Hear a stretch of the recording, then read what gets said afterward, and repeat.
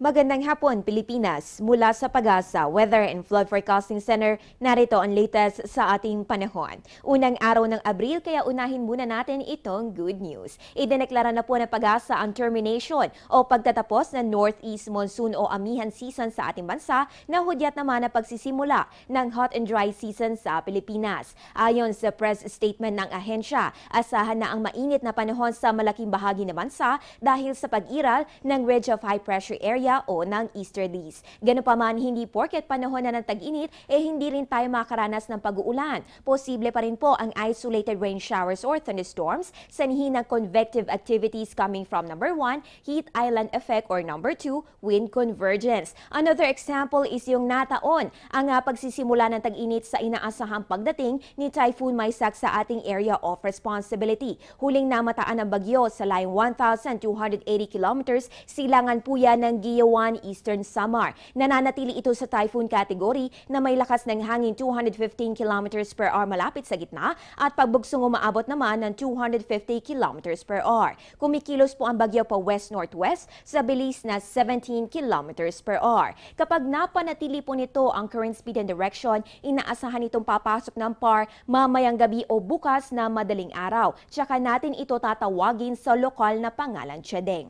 Ayon kay Pag-asa weather forecaster Henry Kitlong, posible pa itong lumakas sa super typhoon category pagkat ito'y nasa karagatan pa kung saan pwede itong makaipon ng lakas. Ngunit habang papalapit ang bagyo, within 24 to 48 hours, ay posible rin anya na humina naman ang bagyo due to vertical wind shear. Bagamat hihina ang taglay nitong hangin, malakas pa rin po ang bagyo with typhoon intensity. Sa forecasting models na Pag-asa, posible ito maglandfall sa bandang northern at central Luzon area. At by tomorrow afternoon or evening, maaari magtaas na ng signal warning ang Pag-asa. Sa magiging lagay ng panahon ngayong Semana Santa, ayon kay Hener, ngayong araw okay pa po yung lagay ng panahon sa ating bansa dahil sa pag-iral ng ridge of high pressure area dito sa may northern Luzon. In fact, asahan lamang ang bahagyang maulap na kalangitan sa mga rehiyon ng Cagayan Valley, Cordillera at Ilocos. Habang ang Metro Manila at natitirang bahagi naman sa asahan lamang ang fair weather condition maliban lamang sa localized thunderstorms. Bukas, makakaranas na po ng pag-uulan ang eastern section ng Luzon. By Friday, tiyak na makakaranas naman ng light to moderate rain showers ang ilang bahagi ng Luzon. At by weekend, bukod po sa mga pag-uulan, meron na rin itong kaakibat na malalakas na hangin. Sa current forecast, posible po itong lumabas ng PAR by Tuesday or Wednesday. Pero marami po pong pwede magbago kay Bagyong Chedeng, kaya naman manatiling nakatutok sa weather updates. In the meantime, pinapayuhan na ang mga magsisiuwian ngayong Semana Santa na agahan na po ang pagbiyahe, lalo na sa mga biyaheng karagatan dahil sa oras na itaas ang storm warning signal, otomatiko nang walang lalayag na barko o anumang sasakyan pandagat. Again, mag-monitor ng weather updates para hindi maperwisyo at ma-stranded sa mga terminals at pantalan. Magbabalik po kami makalipas lamang ang ilang paalala. Air 21 online booking. Book, pay, ship. www.onlinebooking.air21.com.ph.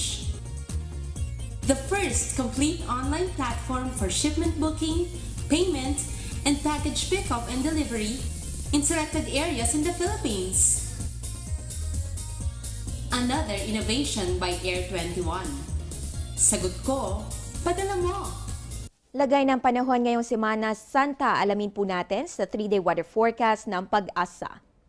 Simulan natin dito sa Baguio City. Makakaranas po tayo ng good weather condition pa rin po sa susunod na 2 araw. Ngunit maging handa na sa mga pag-uulan sa darating na Sabado. Dito naman sa Metro Manila, asahan rin po natin ang ganitong weather condition. So meron po tayong bahagyang maulap na kalangitan sa susunod na 2 araw. Ngunit maging handa na din po sa rainy weather condition sa darating na Saturday. Punta naman tayo sa Metro Cebu. Ayon sa Pag-asa, magiging mainit sa umaga at tanghali. Ngunit posible po ang thunderstorms pagsapit ng hapon o gabi sa susunod na 3 araw. Dito naman sa Metro Davao, asahan po natin ang fair weather condition pero syempre magdala ng payong bilang panangga sa init ng araw o possible thunderstorms tomorrow until Saturday. At finally dito sa may Zamboanga City, asahan po natin ang partly cloudy to cloudy skies with isolated rain showers or thunderstorms sa susunod na 3 araw. At yan ang latest mula dito sa Pag-asa. Ugaliin mag-monitor na weather conditions sa pamamagitan ng Panahon TV Facebook at Twitter accounts. Ang tabayan na rin ng aming susunod na update mamayang 3:00 ng hapon. Ang update na ito'y hatid sa inyo ng Panahon TV kung saan walang pinipiling panahon ang pagbibigay impormasyon. Ako po ang inyong weather girl, April Enerio. Magandang hapon.